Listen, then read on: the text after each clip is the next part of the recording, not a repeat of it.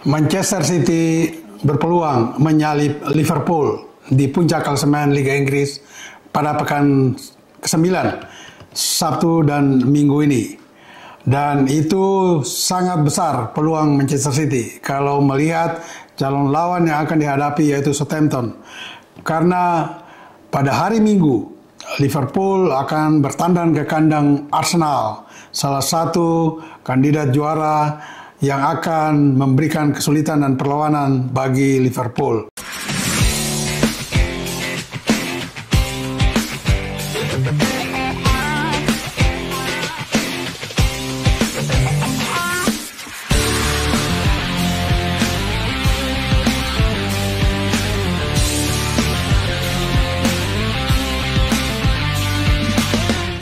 Semua rekan sahabat Rai Soccer TV, jangan lupa ikuti terus analisis Bung Yes, baik Liga Inggris, tim nasional, maupun berita-berita problematik. Dan tentu jangan lupa like, comment, and subscribe.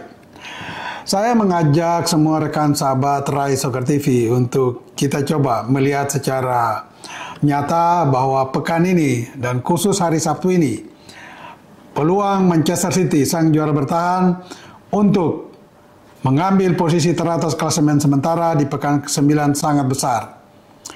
Pertimbangan itu didasarkan pada calon lawan yang akan dihadapi, yaitu Southampton yang berada di papan bawah klasemen sementara.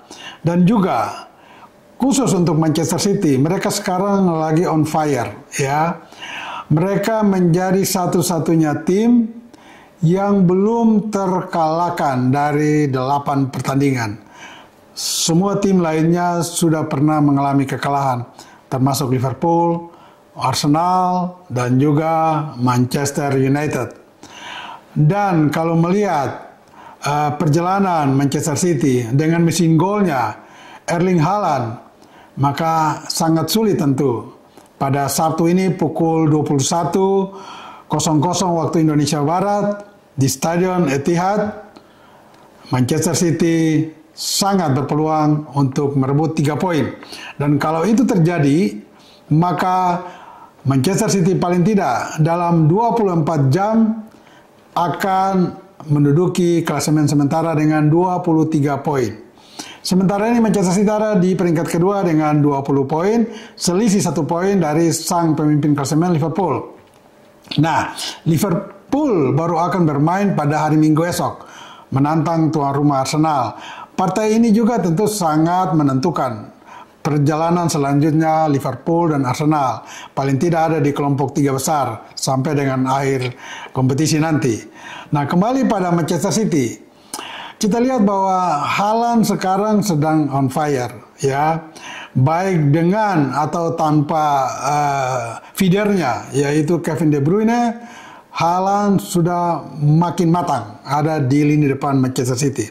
Dan kita lihat bahwa dalam pertemuan tahun 2023 lalu di stadion atau di kandang Southampton, Stadion St. Mary's, Manchester City ungguli Southampton dengan skor 4-1 dan 2 gol diantaranya dicetak oleh Haaland. Dan bukan tidak mungkin pada malam ini Haaland kembali akan membobolkan gawang Southampton. Dan kemarin pada pertengahan pekan ini Manchester City juga meraih kemenangan telak 5-0 atas Sparta Praha di laga antar klub Eropa Liga Champions. Dan 2 gol dari 5 gol itu kembali dilesatkan oleh Erling Haaland. Nah, ini sangat mungkin Haaland kembali akan menaklukkan penjaga gawang Southampton. Kita lihat bahwa materi pemain Pep Guardiola saat ini memang sangat merata. Kembalinya Gundogan, pemain dari Jerman, asal Jerman, yang kembali dari Barcelona ke MCT, semakin mengokohkan lini tengah Manchester City. Sehingga tanpa Kevin De Bruyne pun, aliran serangan MCT sudah mulai lebih matang, terutama kepada para penyerang, termasuk Phil Foden. Sehingga kalau memang saya mengangkat judul kali ini bahwa Manchester City menyalip Liverpool, itu sangat mungkin terjadi. Nah, bagaimana dengan Arsenal dan Liverpool? Kedua tim ini juga sukses di laga Liga Champions pada pertengahan pekan ini, meraih kemenangan juga. Dan kita lihat bahwa Liverpool memang sedang on fire. Mereka bermain semakin kompak secara tim, dan ini sebuah keberhasilan ya, kinerja yang baik dari pelatih Arne Slot yang menggantikan pelatih sebelumnya, yaitu Jurgen Klopp. Sebetulnya ketika Arne menggantikan Klopp, ya banyak dari kita meragukan apakah dia mampu memberikan atau memoles Liverpool untuk bermain seperti ketika ditangani oleh Jurgen Klopp. Ternyata Arne bisa melakukan itu dengan baik. Dan kita lihat salah satu pemain kunci Liverpool adalah Mohamed Salah. Dan dia ini menjadi otak permainan dari Liverpool secara keseluruhan. Dan dia juga salah satu mesin gol dari Liverpool. Pemain-pemain lainnya kita kenal juga, di sana ada Luis Diaz, pemain asal Kolombia yang sangat cerdik dan licin dalam menggiring bola. Dan dia juga termasuk salah satu ball winner. Ketika dia duel merebut bola dari lawan, lebih sering dia memenangkan duel perebutan bola itu. Nah, ini yang membuat permainan Liverpool semakin hidup dan berkembang. Di belakang ada pemain asal Belanda, ya, Virgil van Dijk. Dan di depan, ini juga sebuah perubahan komposisi ya, yang dilakukan oleh Arne Slot tentunya. Karena ini agak berbeda dengan ketika Jurgen Klopp pegang Liverpool. Slot sudah berani memainkan pemain atau penyerang tengah asal Uruguay, yaitu Darwin Núñez. Dan Núñez sudah mulai bisa menyelesaikan diri dengan teman-teman lainnya untuk membuat Liverpool semakin tajam dalam menyerang maupun mencetak gol. Sehingga kalau besok malam, hari Minggu malam, Arsenal tidak hati-hati dengan kekompakan dan harmoninya permainan Liverpool, maka bukan tidak mungkin Arsenal akan tenggelam dan bisa disalipkan oleh peringkat keempat saat ini, yaitu Aston Villa. Karena Aston Villa main di kandang melawan tim mediocre, ya, papan tengah, yaitu Bournemouth, dan sangat mungkin Aston Villa yang kemarin juga memetik kemenangan di kancah Liga antar klub Eropa, sangat mungkin meraih 3 poin di kandang sendiri. Dan kalau itu terjadi dan Arsenal tidak menang, maka Aston Villa akan menyalip Arsenal di posisi keempat. Karena sekarang Arsenal dan Aston Villa memiliki poin yang sama, 17 dari 8 pertandingan. Hanya Arsenal unggul dalam selisih gol. Bagaimana dengan kinerja Arsenal? Ya, pelatih Mikel Arteta tentu harus berpikir keras untuk bagaimana meramu permainannya, paling tidak mengingatkan baik lini belakang maupun lini depan. Lini belakang harus hati-hati betul, terutama mengantisipasi serangan balik Liverpool. Serangan balik Liverpool ini sangat tajam, karena selain Darwin Núñez ada juga Cody Gakpo yang bermain dari sayap kiri dan Mohamed Salah di sayap kanan. Ketiga pemain ini, baik Gakpo di kiri, Darwin Núñez di tengah maupun Salah di sayap kanan, sangat kompak dan sangat mengerti apa yang dimaui oleh rekannya.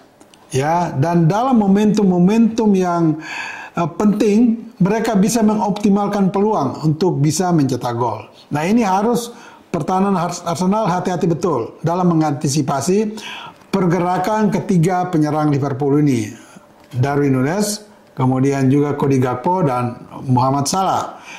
Di lini tengah ada yang tadi saya sebut Luis Diaz tadi. Ya, pemain asal Kolombia. Ini juga bisa menjadi alternatif lain sebagai goal getter dari Liverpool. Sehingga Arsenal harus lebih kokoh membela pertahanannya. Nah, bagaimana dengan penyerang Arsenal? Ya, kita lihat bahwa salah satu penyerang andalan Arsenal masih ada pada diri Saka. Ya, ada pada diri Saka di sayap kanan. Nah, Arsenal juga punya seorang pemain, Raheem Sterling. Tetapi pemain ini ya secara fisik hampir sama dengan Saka, tetapi dia tidak secermat dan tidak sejeli Saka. Dan ada sedikit emosi yang berlebihan dari Sterling, sehingga kadang-kadang ada momentum-momentum yang penting yang dia harus bisa konversikan, itu membuka peluang untuk rekannya bisa menjadi gol. Tetapi dalam momentum-momentum yang kritis dan penting itu sering Sterling menyia-nyiakannya, sehingga beberapa kali memang tidak bisa lahir gol yang diawali oleh gerakan dan umpan daripada Raheem Sterling. Nah ini harus dikoreksi oleh Mikel Arteta nantinya. Kalau tidak akan sulit bagi Arsenal untuk bisa meraih kemenangan atas Liverpool hari Minggu esok. Dan bagi semua rekan sahabat Rai Soccer TV, jangan lupa sekali lagi like, comment, and subscribe. Bola itu bulat. Giring terus.